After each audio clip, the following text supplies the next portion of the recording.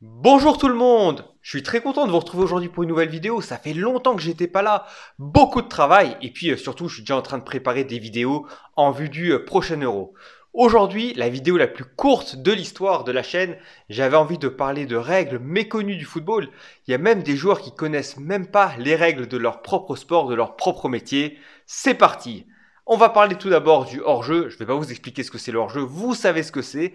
Je vais vous expliquer les cas où il n'y a pas de hors-jeu. Alors, tout d'abord, règle numéro un joueur ne peut pas être hors-jeu s'il se trouve dans son camp au moment où la passe est effectuée. Un joueur ne peut pas non plus être hors-jeu sur une passe en retrait ou s'il se trouve sur la même ligne que le passeur.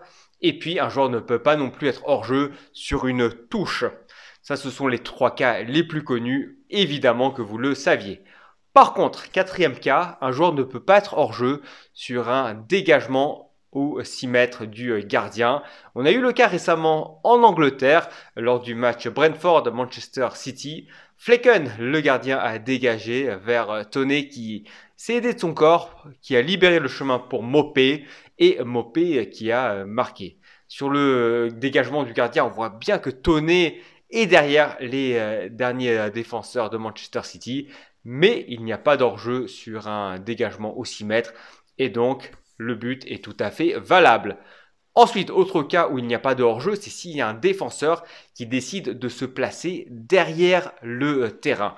Alors dans ce cas-là, le joueur est considéré comme étant sur la ligne de but et donc il annule la position de hors-jeu. On a eu ce cas en Ligue des Nations il y a quelques temps lors d'un match Allemagne-Espagne.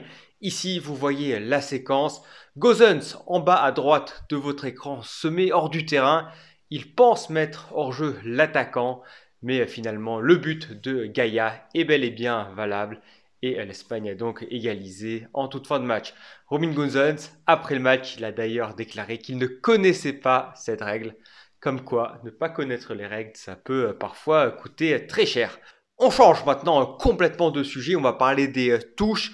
Lorsqu'un attaquant envoie le ballon via une touche dans les filets des buts adverses, sans qu'il soit touché, le but est annulé et il y a 6 mètres pour l'équipe adverse.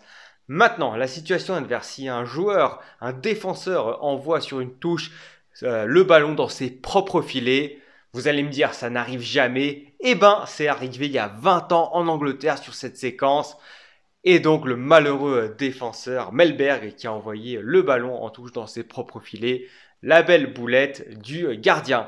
Mais si le gardien ne touche pas le ballon, c'est-à-dire que si elle va directement des mains vers le but, eh ben le but ne compte pas, il y a corner.